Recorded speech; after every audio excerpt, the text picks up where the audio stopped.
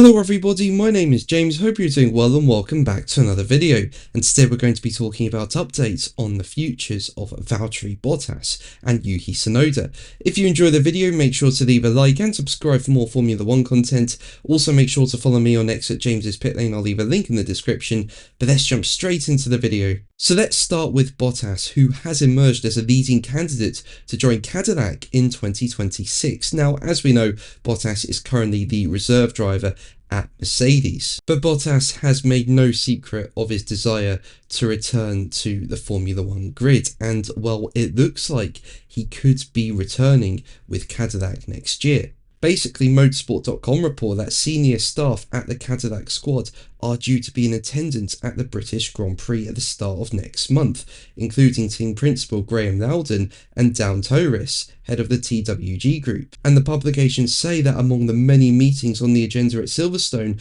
Torres and his team will sit down with the management of the drivers with whom they are negotiating, and that the goal is to sign the first driver within a few weeks, while talks for the second seat could extend into September.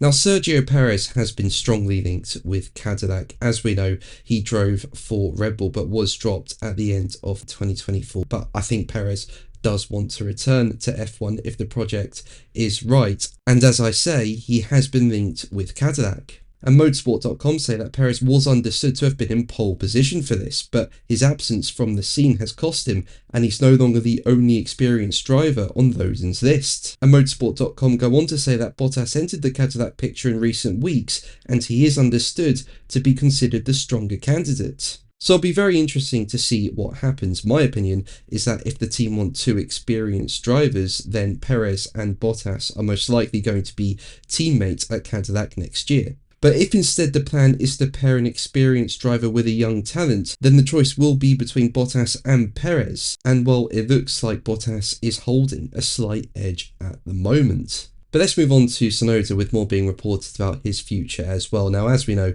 it's not gone the way at Red Bull Tsunoda would have wanted. You know, he jumped into the RB21 2 races into the season with Red Bull deciding to drop Liam Lawson. And whilst it's looked like Tsunoda has been a slight upgrade on Lawson, with him looking to have more pace in the RB21, he's only scored 7 points, and in the last 4 qualifying sessions, he hasn't managed to break into Q3 with P20s in Imola where he crashed, and again in Spain where he just didn't have the pace. And as a result, Verstappen has scored 155 of the team's 162 points. Now, as we know, Tsunoda is not the only driver to struggle in the seat next to Max Verstappen. But Red Bull advisor Helmut Marko has conceded that Tsunoda hasn't kicked on as Red Bull expected he would, with Marko telling BBC's The Inside Track, as quoted by Planet F1, to be next to Max is a special thing.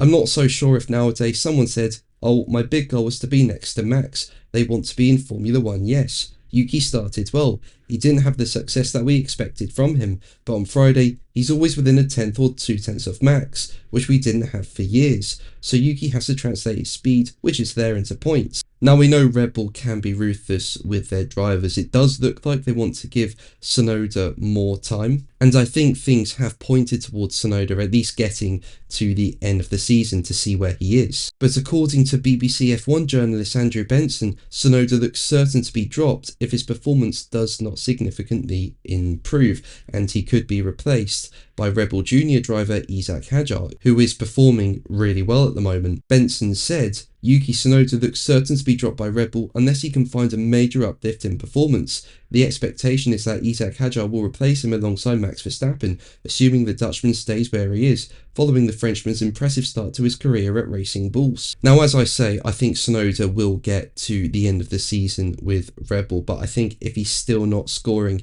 many points by the end of the season, perhaps a driver change in 2026 could be coming. What do you think? Let me know in the comments below. But that's going to be the video from me today. Thank you ever so much for watching. Make sure to like and subscribe for more videos, and until the next one, take care.